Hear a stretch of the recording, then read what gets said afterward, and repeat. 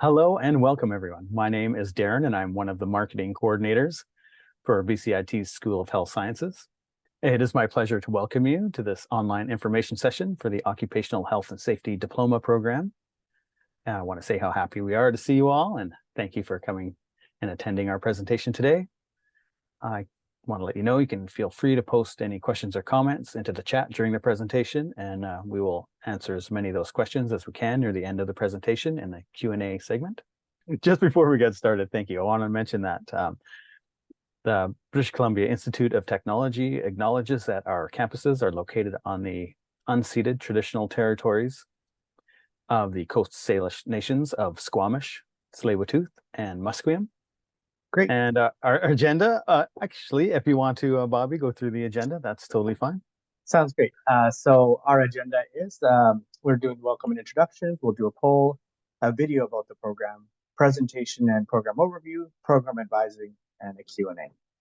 All right. My name's Bobby Sidhu. I'm the program head of the Occupational Health and Safety Program.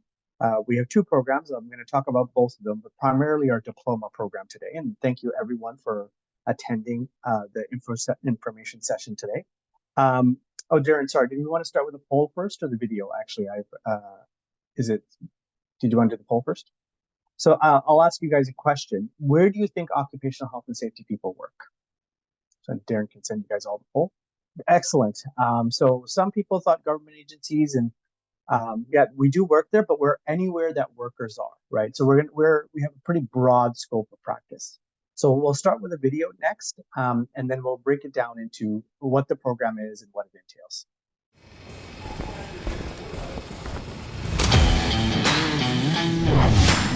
I love my job because I get fulfillment from it, knowing that people get to go home safe every night at the end of the day. Working with people, I mean, it's a huge part of what I do day in and day out. Working with the juniors, the apprentices, even the executives on trying to help them understand their health and safety responsibilities.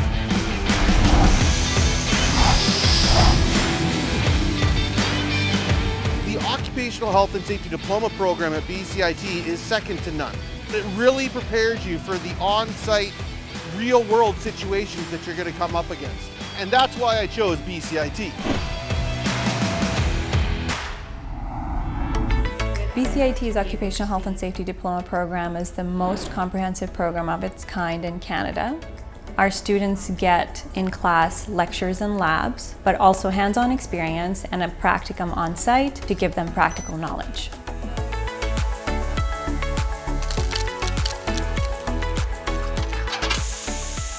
Our students learn to recognize, evaluate, and control a variety of workplace hazards and worker exposures, such as noise exposure, lighting, fall protection, and any other chemical contaminants that might be found in the workplace. Every industry will require some type of safety. So whether I choose to stay in healthcare or move into oil and gas or into mining or into engineering, there will always be a job for health and safety professionals.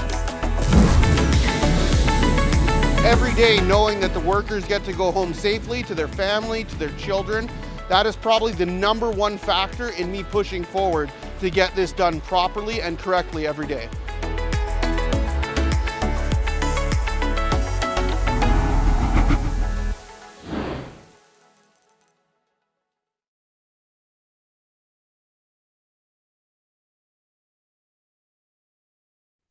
Okay. So what is occupational health and safety? Well, it's a very broad area of practice, and nowadays actually we don't even call it, still call it occupational health and safety, but a more appropriate title is HSE, which is health, safety, environment. It tends to cover a better scope of what we do. So who is occupational health and safety for? It's for people who are strong communicators. The most important skill that our students and graduates have is actually communication.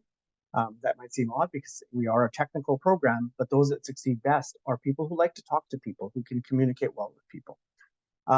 Do you have experience in the field? Although not a strict requirement, we do prefer that applicants have some work experience so they understand the work environment. And that work experience doesn't need to be heavy industry or forestry or oil and gas or some manufacturing. It can be retail, right? So it just means a job It doesn't have to be any specific type of work. So we have two options in our program. The option I'll be predominantly talking about is our full-time 2-year diploma program. And then we have a part-time online certificate program in our flexible learning program. It's called flexible learning. So they're very similar in their course content for the occupational health and safety classes, but our diploma program also includes classes on business management, human resources. It also has basic health sciences such as chemistry, physics, and math classes. So it's equivalent to the first 2 years of university, whereas our certificate program is that one's geared for more working professionals. The diploma program is typically more geared for entry to practice. So just talking about a bit more about our certificate program, it is actually two components. One is the associate certificate in the foundations of occupational health and safety, which can be completed in usually about 1 or 1.5 terms, which is about a year and a half. 7 courses, 20 credits. So students can take as long as 2 years, but usually I would say on average they finish in about 18 months if they're pretty dedicated. It really is for people already in industry, although we do get people with no HS experience or no HS career starting into the certificate program, and they do succeed and get jobs. And this meets the educational requirements of the Canadian Registered Safety Technician credential, the academic requirements. That is safety certification in Canada. The vast majority of OHS professionals actually don't have the certification. And there are more job opportunities for those who do go down the certification path. Once you finish the foundations program, you can continue on and do the advanced safety management certificate. By this time, the student would likely already now work in safety in an entry-level position or within their own organization, moving into different roles. And this is 15 courses and 45 credits. Usually takes about 2 to 3 years or more to finish, part-time. And it allows someone to progress from that entry level to a more senior position. And taking these together meets the requirements of the CRSP, the Canadian Registered Safety Professional, that the requirements on the academic side. You still need 4 years of work experience to apply for that, and then you write an exam in order to get the certification. As I mentioned, most safety professionals do not have it, but there are much better employment opportunities in regulated work for those who do shoot for the certification. So what do you learn in that program? We teach you what a safety management system is. We talk about the importance of culture and leadership, particularly conflict resolution, because we have to work with so many stakeholder groups. We focus on activities to give students the skills to negotiate conflicts in work.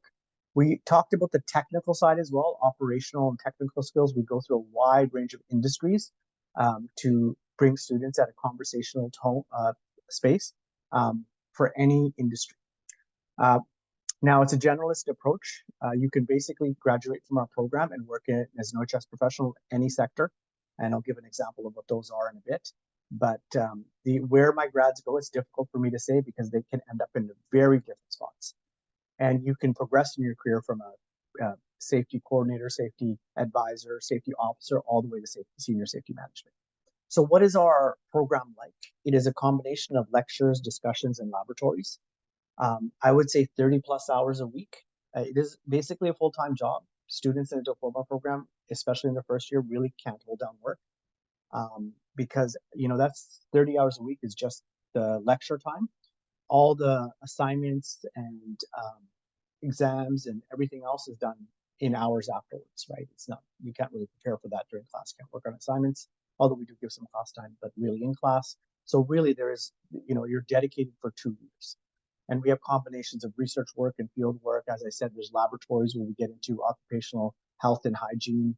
We get into fire, we get into ergonomics, we get into disability management. There's quite an environmental management. There's quite a breadth of classes that our students take. There's individual and group work. There's industry practicum where we partner students with an industry partner. And then they do a safety program review, which is a gap audit of the safety management program of those companies. And there's field trips and job observations and other opportunities as well.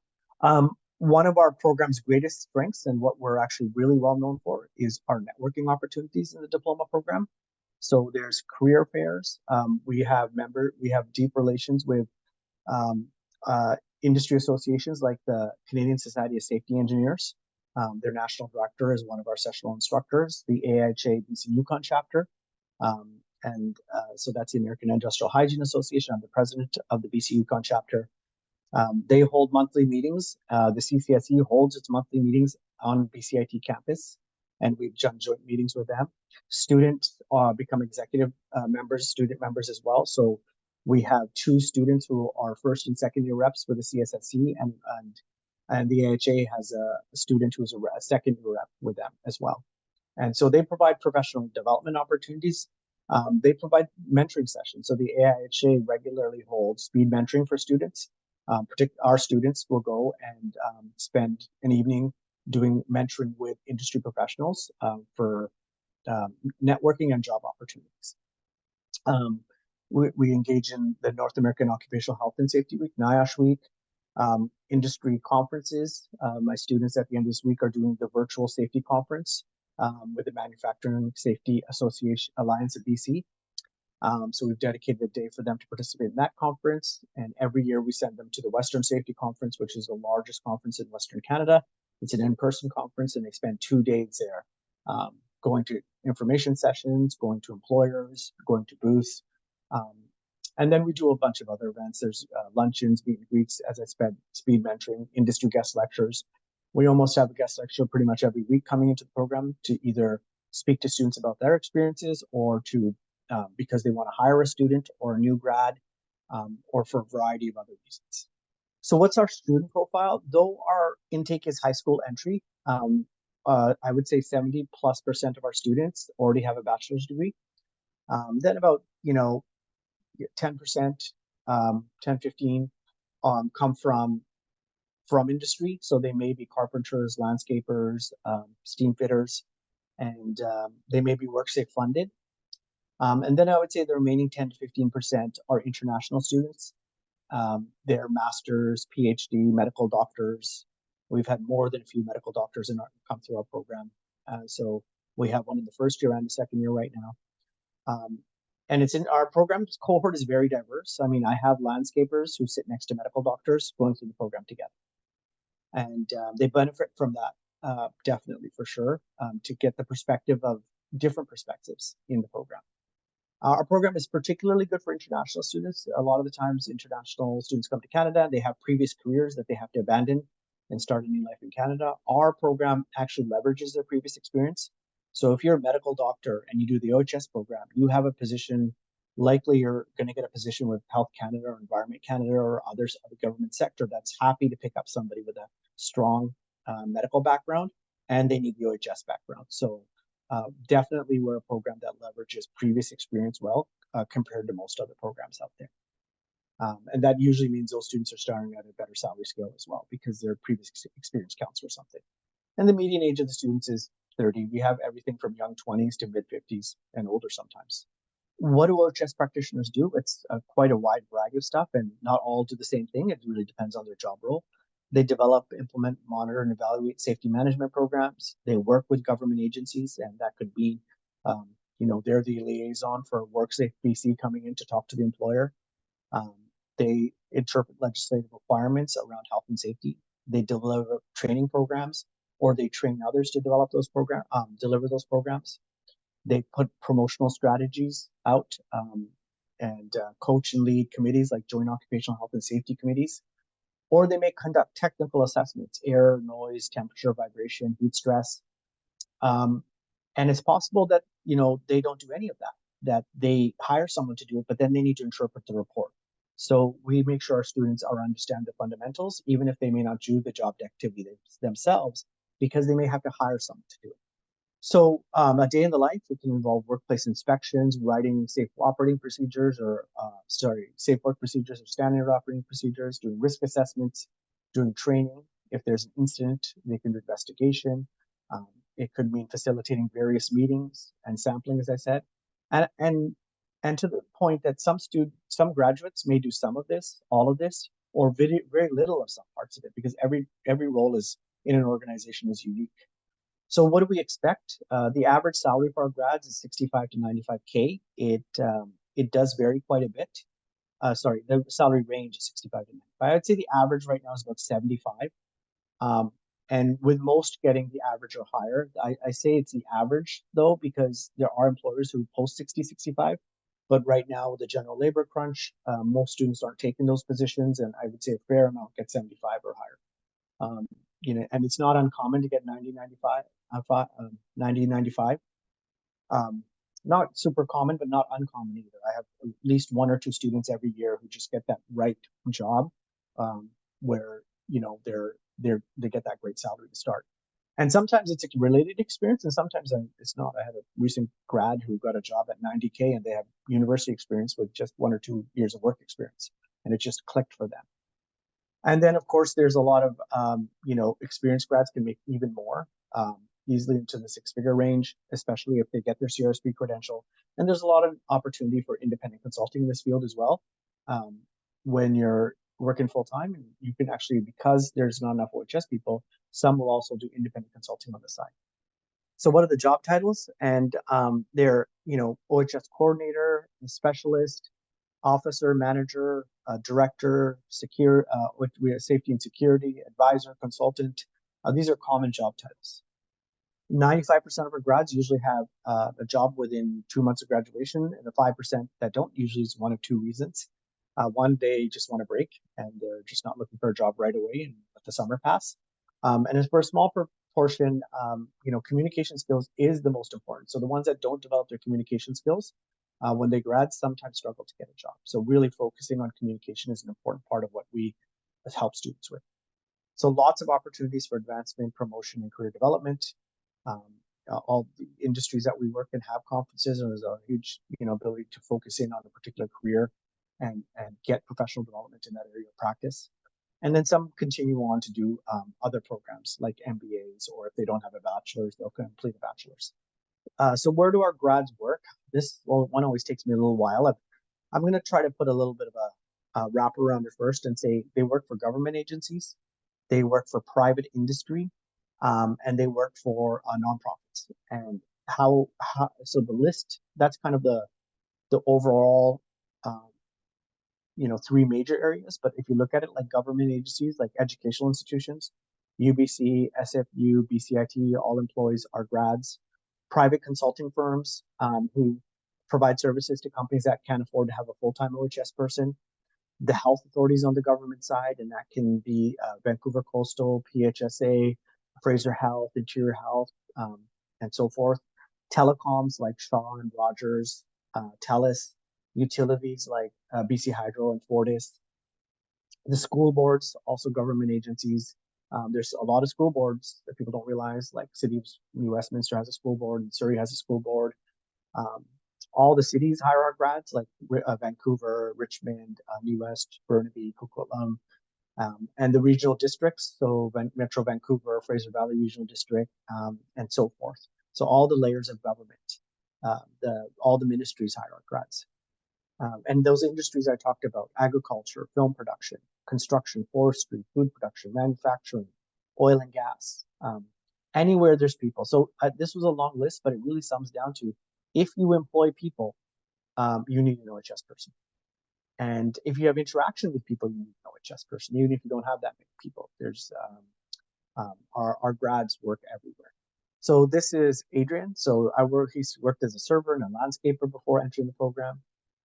Thanks to the quality instruction he received from us, the wonderful instructors, he said that, not our words, as well as the wisdom shared by guest speakers in industry. Again, we bring a lot of people, so he's made a point of saying that. He's ready to take the next step, and he's prepared for a rewarding career, and he's working now in private consulting. Thanks, Bobby. I think I'm going to let you rest your voice and maybe get a sip of water here, and I'll go over some admissions information, if that's okay. Thanks, Darren. Yeah, sounds great. Okay. Now I just want to provide an overview of the application and administration process. Admissions, sorry. I just want you to check out these important dates. For the diploma program, the start date is in September, and the application period, looks like there's 2 application periods between October 1st and April 4th. And if needed, there's a second one, April 4th to May 1st. And for the certificate program, it starts 3 times in the year, and the application period is all year round. And filling out the online application is relatively straightforward, and all of the applications will be online. Once the application opens for each cycle, you can log in and review the online application. You can work on filling out the application at your own pace. It does not go to admissions until after you pay the application fee, and the date you apply does not have an impact on your application. You have until the application deadline date to submit your application. And regarding the application process, you will firstly review all the entrance requirements and the application processing dates. You will upgrade if necessary, and BCIT does offer upgrading courses in many subjects, and program advising can assist you with this. Ensure that when you apply online that you have all of your required documents, such as transcripts, ready to scan and upload as PDF files. And bcit.ca/admission can guide you through the step-by-step application process. And once you're ready to apply online, you can visit bcit.ca/apply. And the application fee for domestic students is currently $90 Canadian. And the application process takes place entirely online, as I said, and therefore you will need to convert your official transcripts and any additional documents that may be required into PDF files. Entry into the program is competitive. The minimum academic entrance requirements for this program are as follows. There's English Studies 12, Chemistry 11, Physics 11, those both at 50% or higher, Math Pre-Calculus 12, or Foundations of Math 12, and there is a mandatory applicant questionnaire. There's preferred requirements, and that would be academic grades above the minimum, general work experience with a minimum of 2 years recommended, and additional post-secondary academic courses. And the applications process is first, the admissions reviews applications to ensure requirements have been met.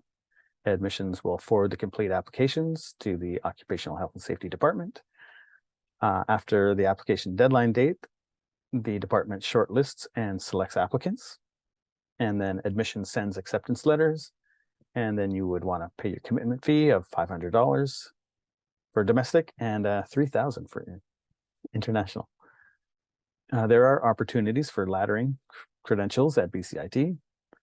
Laddering opportunity for food technology diploma grads is, is that supposed to be in there? Environmental public health degree, it doesn't sound like it is relevant. Maybe I'm reading the wrong slide. Anyways, graduates interested in management can consider the BCIT Bachelor of Technology in Technology Management.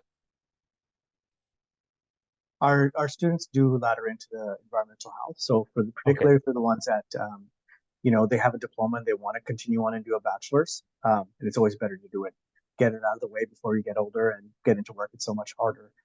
They can enter right into the environmental health program, and we occasionally do have students do that. Thank you, Bobby. Appreciate that. And now, moving from the academics, I would like to let you know about BCIT and their commitment to supporting students in a holistic sense. We want you to succeed not only in your academics, but also outside of school. And some of the student services available to you once you're accepted are, if you are Indigenous, BCIT's Indigenous Initiatives Department is there for you to ensure a smooth transition into your first year, and they offer peer-to-peer mentorship, a welcoming gathering place, and provide clarification on Indigenous funding. BCIT's awards, scholarships, and bursaries are listed on the Financial Aids and Awards webpage. And I would like to mention that we have a President's Entrance Award, and the selection is based on academic achievement, but also volunteer and community service. And if you contact Financial Aid directly, they can give you some more information. BCIT is committed to providing assistance to students with permanent or temporary disabilities. And if you have been accepted to a program and believe you may need accommodation to be successful, I encourage you to connect with our Accessibility Services Department. And BCIT Student Health Services is a health clinic located on the Burnaby campus, and they provide medical care for current students all year round. And next to them, we also have a counseling and student development department, and they're available to help you enhance your education performance and maximize your success as a student at BCIT. And last but not least, our recreation services promotes, encourages, and enables the practice of physical well-being, and we consider recreation an integral part of campus life and welcome all students to enjoy their services. I believe they just opened the new climbing wall. And additionally, please feel free to contact program advising if you have a question or are unsure of something. They can answer questions regarding entrance requirements, the application process, student resources, success strategies, and program schedules, and many other things. And they are available to assist on specific days by telephone, email, and in person, and virtual appointments. And please go to the webpage, bcit.ca/advising, for their most up-to-date contact information and service hours. And if your inquiry is time sensitive, please call during the telephone advising hours. This is your best option to get your questions answered quickly. And just before we get to the Q&A segment, I just want to let you know that we would love if you would follow us on some of our social sites, Facebook, Twitter, Instagram, YouTube, TikTok, just getting going. So we could use some followers there, and LinkedIn, of course. If you want to learn more about BCIT, you can certainly visit the website and learn about tours, Big Info, which had just passed. It was bigger and better than ever. Info sessions just like this one. And of course, advising to get answers from program advisors. And that takes us now to the questions and answers segment. I'm just going to look through the chat here and see if anyone has anything posted. Hi, Darren. I did have a few questions sent to me via direct message. If I could just maybe read these aloud? Please. Thanks, Maggie. Yeah. So Bobby, these would be for you. First question I received through direct message was, some of the jobs I see posted require a master's in occupational hygiene. Please go over how this diploma program would compare to a student doing a master's in occupational hygiene. So great question. My wife has a master's in occupational hygiene, so I can kind of tell you how our program compares. She did the UBC program. So they're both good programs, I would say. But the hygiene related positions, dedicated positions, are actually less common. Most of those graduates of that program actually end up doing split roles with safety, just like our grads can end up doing a split role with safety and hygiene as well. So we do hygiene very well in our program. I have graduates who go out and get jobs in hygiene. We have a grad last year who's working as a hygienist with a mining company. It's because we have lab and courses from physical, chemical, and biological hazards in occupational hygiene and occupational disease throughout our program. So there may be a job description that says they want a master's. I'm sure that our students can apply and actually get the job. So yeah, to answer the question, a good number of our students do go the hygiene route. If you want to be a pure hygienist, yeah, then I would suggest maybe the UBC program is the program for you. But if you want to have a broader scope of practice, which does go down the hygiene path, then our program is probably the right program for you. So hopefully that kind of answered your question. Our students definitely go down both career paths. Adrian, who I posted that photo of, is actually working as a hygiene consultant as well. Great, thank you. And then another question, Bobby, that I received about the part-time program. It says, I'm interested in pursuing the CRSP educational requirements via the online part-time program. I'm not sure, however, though, that I meet the physics or chemistry requirements as I graduated nearly 20 years ago.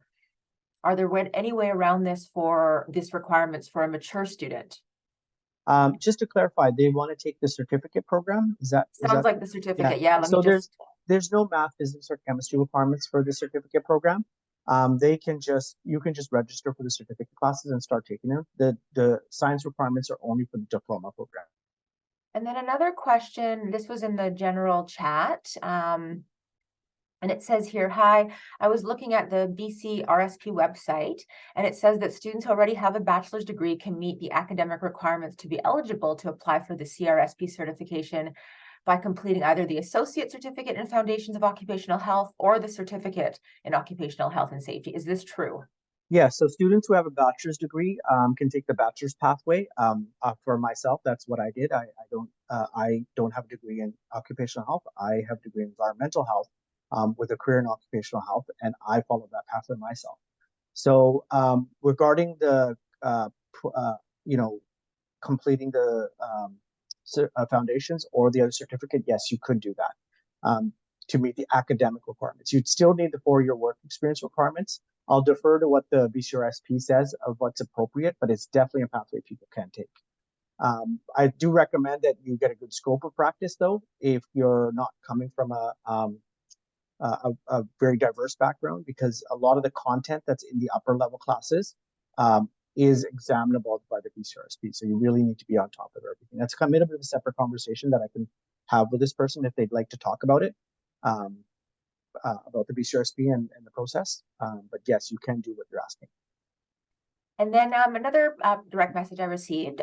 So one of these applicants is interested in taking OCHS 1000 through flexible learning or part-time studies.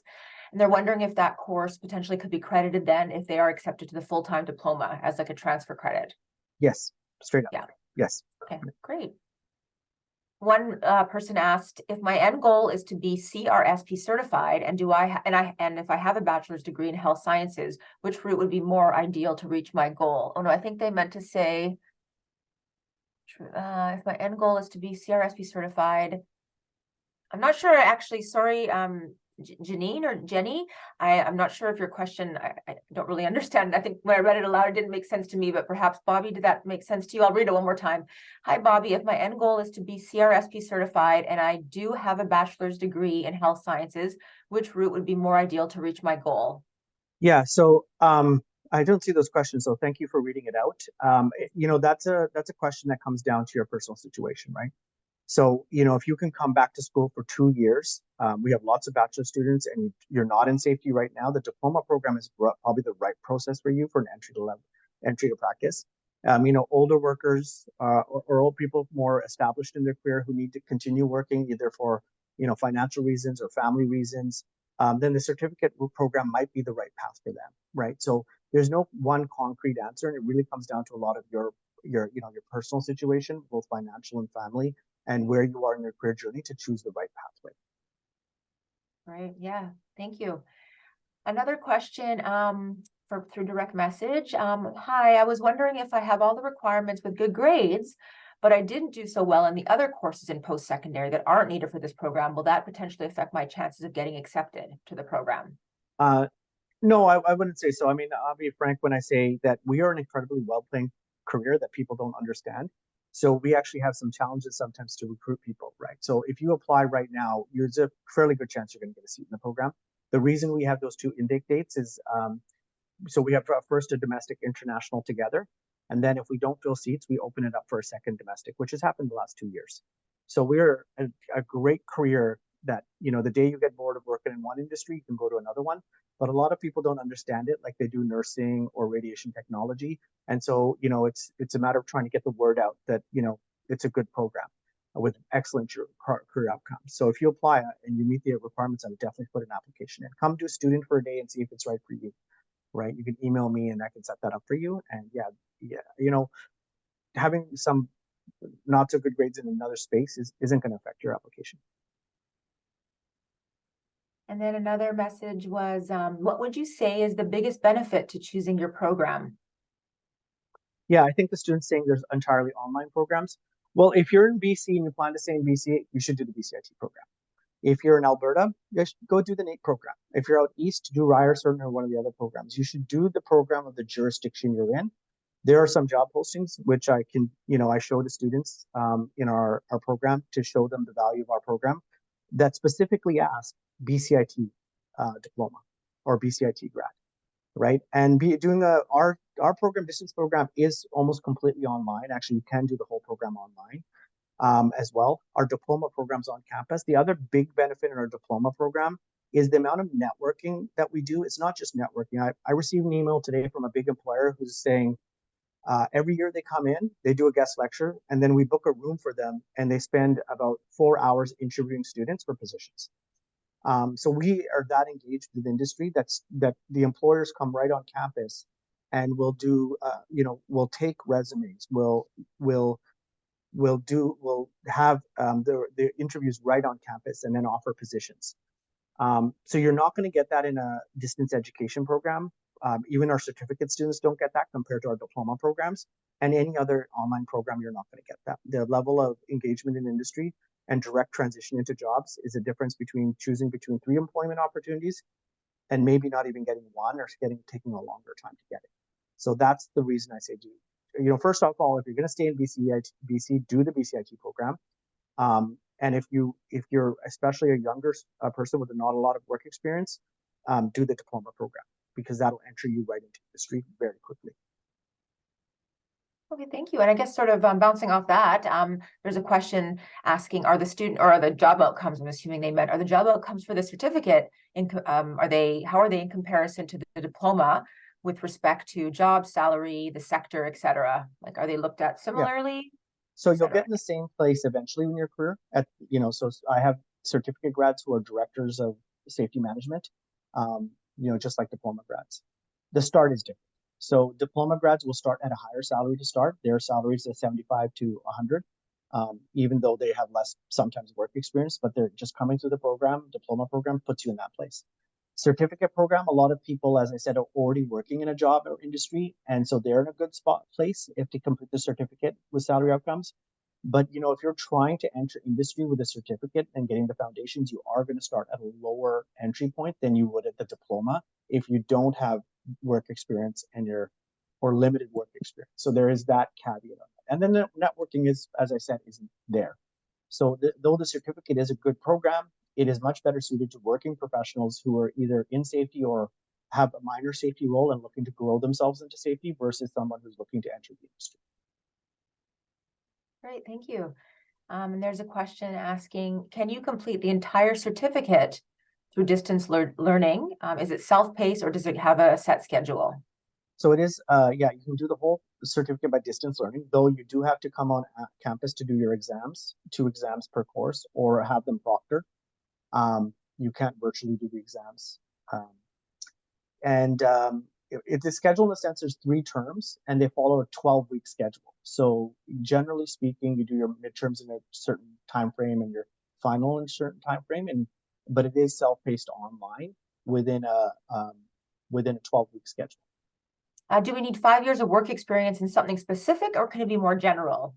Anything general. Like I said, I'm not trying to dismiss retail. It's a good job, but the common question I have is I've only worked retail. That's a job. So it's 5 years in some places it says, but generally 2 years would be ideal. Okay. Yeah, is what we're looking for. Yeah, then the follow-up was, can we have 3 years or do we need more? So yeah, you just answered that. Yeah. So thank you, Bobby. No, I mean, we have some students who come into the program with 1 or 2 years experience, to be honest, right? Like it really depends on who the other applicants are at the same time. And right now, coming into another question, how many apply per seat? In the past, we've had 3 to 1. Nowadays, it's, I would say, about 1 to 1. So there's fairly strong chance of getting into the program if you put an application in. Okay.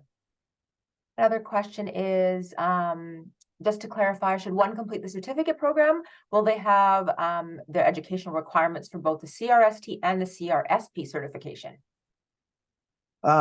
Well, if you complete the foundation certificate, that would be the academic requirements for the CRST.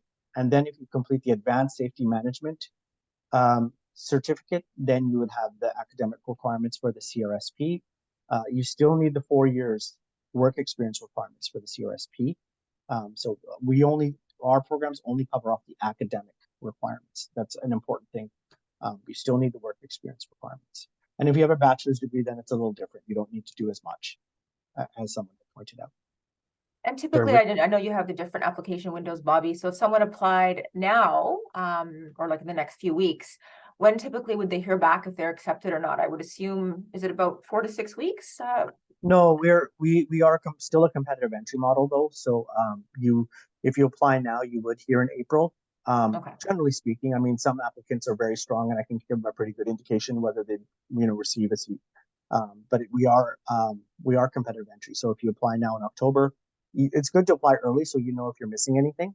Some students sometimes get surprised because they're missing a math or chemistry and they didn't realize that they need to upgrade. But we would let them know in April. Great. I think that is all the questions here in the chat and through the direct message. So That would be perfect Yeah. timing because we are out of time right now. I just put up the next slide, which is very important information. If you think of something, you have a question later, maybe you can email Bobby directly on the top email address. And of course, program advising would love to help you. And their email address is there also. Yeah, and if anybody would like to do student for a day, spend a day. I know BCIT has a website, but it's probably just easier to email me directly for me to arrange it to you. And we're happy to have you sit and shadow for a day. We just had someone do that last week.